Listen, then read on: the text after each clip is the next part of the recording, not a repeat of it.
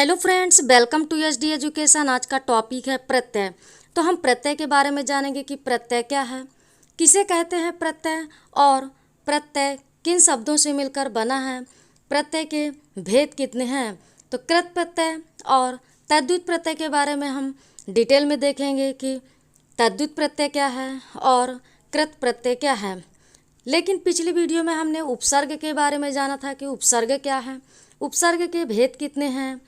लेकिन उसी के आगे हम प्रत्यय के बारे में जानेंगे कि प्रत्यय, तो प्रत्यय दो शब्दों से मिलकर बना है, प्रति और अय।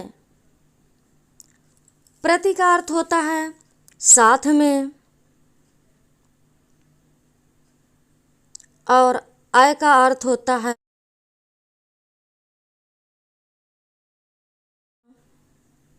चलने वाला।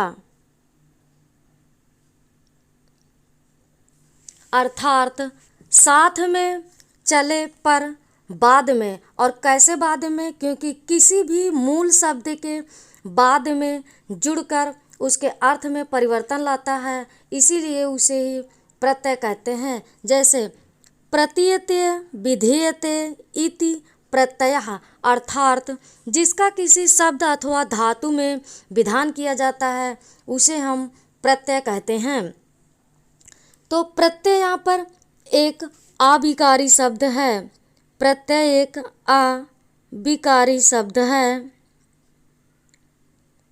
प्रत्यय का स्वयं में कोई इसका स्वतंत्र अस्तित्व तो नहीं होता है, लेकिन फिर भी यह शब्द के यानी मूल शब्द के बाद में जुड़कर इसके अर्थ में परिवर्तन कर देते हैं, इसीलिए प्रत्यय बन जाता है या इसका अर्थ परिवर्तन हो जाता है, उसे ही हम प्रत्यय कहते हैं। ऐसे शब्दांश जो किसी शब्द के अंत में लगकर उस शब्द के अर्थ में परिवर्तन या विशेषता उत्पन्न कर देते हैं, उन्हें ही प्रत्यय कहते हैं। अर्थात मूल शब्द के अंत में, जैसे सुंदर,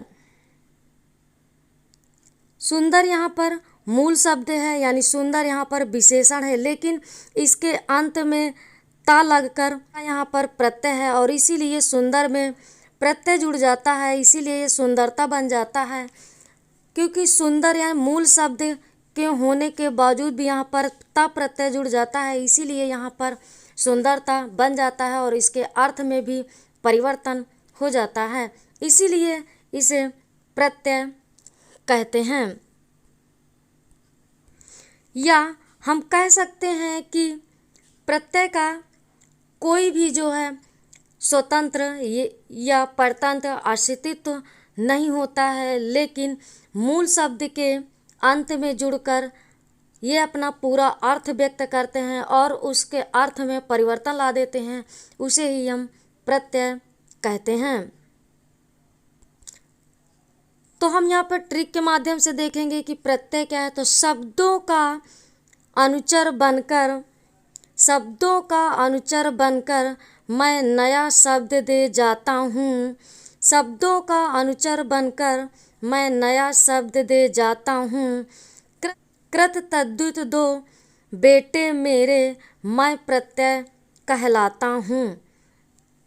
अर्थात शब्दों का अनुचर बनकर यानी शब्दों का यहाँ पर अनुचर बनकर एक नया शब्द दे जाता हूँ, तो यानी मूल शब्द के अंत में जुड़कर जो उसके अर्थ को परिवर्तन कर देते हैं उसे ही हम प्रत्यय कहते हैं।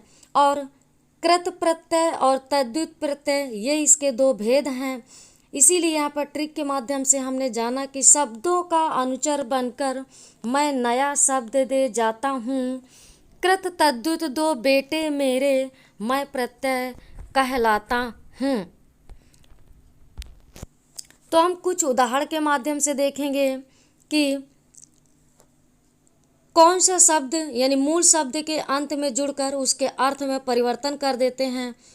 जैसे पढ़ाई, पढ़ाई में तो यहाँ पर पठ धातु है और पठ धातु में आई प्रत्यय जुड़कर पढ़ाई बन जाता है। और आई का लेकिन अपने आप में कोई आश्रित तो नहीं होता है, लेकिन फिर भी यह आई पठ धातु में जुड़कर इसके पूरे अर्थ को परिवर्तित कर देता है। इसीलिए पढ़ाई में आई प्रत्यय जुड़कर पढ़ाई बन जाता है। ठीक इसी तरह लिखावट, तो लिखावट यानी लिख धातु है और लिख धातु में आवट प्रत्यय जुड़कर लिखावट बन जाता है। और आवट भी एक अपने आप में कोई अर्थ व्यक्त नहीं करता, लेकिन फिर भी यह लिख धातु में जुड़कर आवट प्रत्यय पूरा इसका अर्थ परिवर्तन कर देता है, इसीलिए यह लिखावट बन जाता है। नेक्स्ट है हर्षित। हर्षित, हर्ष यहाँ पर संज्ञा है और हर्ष में इत प्रत्यय जुड़ जाता है, तो हर्ष में इत प्रत्यय जुड़ जाने से तो हर्षित बन जाता है। धार्मिक, तो धार्मिक में धर्म में इक प्रत्यय जुड़ जाने से यह धार्मिक बन जाता है। और ठीक इसी तरह से पढ़ाकू, तो पढ़ाकू में पठ धातु में आकू प्रत्यय लग जाता है, तो यहाँ पर यह बन जाता है पढ़ाकू। और इसी तरह से मिलावट में मिल में आवट प्रत्यय जुड़ जाने से बन जाता है मिलावट। अर्थात पठ धातु में आई प्रत्यय जुड़ जाने से पढ़ाई बन जाता है। इसी तरह से लिखावट में लिख धातु में आवट प्रत्यय जुड़ जाने से लिखावट बन जाता है। और हर्षित यानी हर्ष यहाँ पर एक संज्ञा है और संज्ञा में इत प्रत्यय जुड़ जाने पर तो यहाँ पर हर्षित बन जाता है। ठीक इसी तरह से धार्मिक में धर्म में इक प्रत्यय जुड़ जाने से धार्मिक बन जाता है। और पढ़ाकू में आकू प्रत्यय पठ धातु में आकू प्रत्यय जुड़ जाने से पढ़ाकू बन जाता है। ठीक उसी तरह से मिल एक शब्द है और मिल शब्द में आवट प्रत्यय जुड़ जाने से मिलावट बन जाता है। तो हमने जाना पढ़ाई, लिखावट, हर्षित, धार्मिक, पढ़ाकू, मिलावट आदि में कोई ना कोई प्रत्यय अवश्य जुड़ा हुआ है। और यह मूल शब्द के अंत में यानी मूल शब्द है पढ़, लिख, हर्ष, धर्म, पठ और मिल, ये मूल शब्द है। और मूल शब्द के अंत में जुड़कर जो शब्द एक नया शब्द बन जाता है और उस नए शब्द में उसका अर्थ परिवर्तन हो जाता है या उसकी विशेषता में परिवर्तन हो जाता है, इसीलिए उसे हम प्रत्यय कहते हैं। तो हमने जाना विभिन्न उदाहरण के माध्यम से कि किन किन शब्दों में मिलकर कौन सा प्रत्यय जुड़ जाने से तो उसके अर्थ में परिवर्तन हो जाता है। तो अब हम नेक्स्ट देखेंगे प्रत्यय के प्रकार। तो प्रत्यय के मुख्यतः दो भेद या दो प्रकार होते हैं, कृत प्रत्यय और तद्धित प्रत्यय। तो हम जानेंगे कि कृत प्रत्यय क्या है और तद्धित प्रत्यय क्या है। तो कृत प्रत्यय का मतलब होता है कि क्रिया या धातु के अंत में जुड़कर जो उसके अर्थ में परिवर्तन कर दे उसे ही हम कृत प्रत्यय कहते हैं। अर्थात किस क्रिया या धातु के अंत में यानी किसी भी मूल शब्द के अंत में यानी कोई भी शब्द जो भी क्रिया या धातु के अंत में जुड़कर उसके अर्थ में परिवर्तन कर देते हैं उसे ही हम कृत प्रत्यय कहते हैं। तो कृत प्रत्यय यानी इसका ट्रिक है क्रिया या धातु प्लस प्रत्यय बराबर कृदंत कहलाता है। अर्थात जब कोई शब्द यानी क्रिया या धातु होगा और क्रिया और धातु के अंत में जब कोई प्रत्यय लग जाएगा तो उससे बनने वाला जो शब्द होगा उसे कृदंत कहते हैं। जैसे पठ धातु है और पठ में आई प्रत्यय लग जाने से बन जाता है पढ़ाई यानी पठ धातु में आई प्रत्यय लग जाने से या आई प्रत्यय जुड़ जाने से उसे नया शब्द बन जाता है पढ़ाई। तो इस पढ़ाई को कृदंत के नाम से जानते हैं और इसीलिए हम इसे कृत प्रत्यय कहते हैं। फिर है नेक्स्ट है तद्धित प्रत्यय। तो तद्धित प्रत्यय क्या है? तद्धित प्रत्यय यानी वे शब्द जो संज्ञा, सर्वनाम या विशेषण के अंत में जुड़कर उसके अर्थ में परिवर्तन कर देते हैं, उसे ही हम तद्धित प्रत्यय कहते हैं। और संज्ञा और सर्वनाम के बाद जो प्रत्यय लगता है तो उससे जो बनने वाले शब्द हैं तो उसे तद्धितांत कहते हैं। जैसे महिमा, महिमा में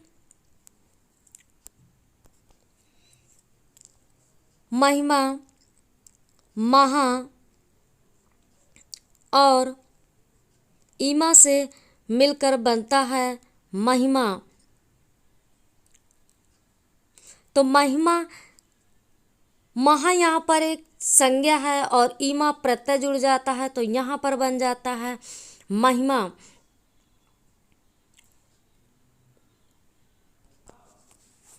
दूसरा शब्द है सुंदर।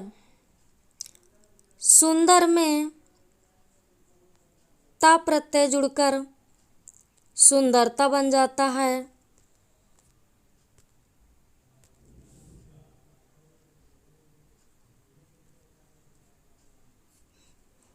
सुंदरता, तो यहाँ पर जो सुंदरता शब्द आया हुआ है तो ये क्या? तद्धितांत शब्द है। इसीलिए संज्ञा या सर्वनाम या विशेषण के बाद जो प्रत्यय लग जाता है और उससे जो बनने वाला शब्द है वह तद्धितांत कहलाता है। फिर नेक्स्ट है कृत प्रत्यय के भेद।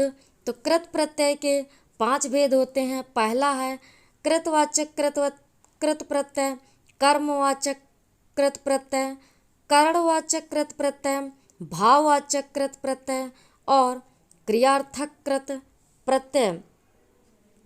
फिर नेक्स्ट है तद्धित प्रत्यय के भेद। तो तद्धित प्रत्यय के निम्न भेद हैं या तद्धित प्रत्यय के 7 भेद हैं, जिसमें पहला है कृतवाचक तद्धित प्रत्यय, भाववाचक तद्धित प्रत्यय, गुणवाचक तद्धित प्रत्यय, अपत्य या संतान तद्धित प्रत्यय, स्त्रीलिंगवाचक तद्धित प्रत्यय, लघुतावाचक या पूर्णतावाचक तद्धित प्रत्यय और संबंधवाचक तद्धित प्रत्यय। तो हम इसके बारे में यानी तद्धित प्रत्यय और कृत प्रत्यय के भेद के बारे में हम नेक्स्ट वीडियो में देखेंगे, विस्तृत अध्ययन करेंगे। तो मिलते हैं हम नेक्स्ट वीडियो में। धन्यवाद।